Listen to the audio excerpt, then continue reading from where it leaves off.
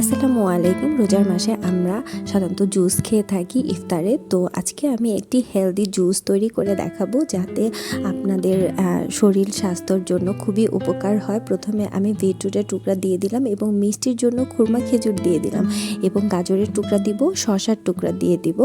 তারপরে ব্লেন্ডার মেশিনে আমি খুব সুন্দরভাবে ব্লেন্ড করে নিব।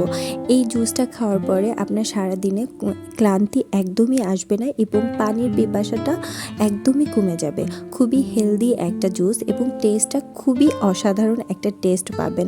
তো অবশ্যই আপনারা এই জুসটা বানিয়ে খাবেন এবং আমার জন্য দোয়া করবেন এবং আমার চ্যানেলকে লাইক, কমেন্ট এবং সাবস্ক্রাইব করে দিবেন। এরপরে জুসটা যখন তৈরি হয়ে যাবে আমি কিছু আইস করে রেখেছিলাম এবং আইসটা হচ্ছে লেবুর রস এবং পুদিনা পাতা দিয়ে আইসটা তৈরি করে রেখেছিলাম। তো 2 টুকরা আমি আইস দিয়ে দিচ্ছি এবং এইটা পুদিনা পাতার ফ্লেভার আসবে এবং লেমন ফ্লেভার আসবে। খুবই মজার এবং ইয়াম্মি হবে। ধন্যবাদ।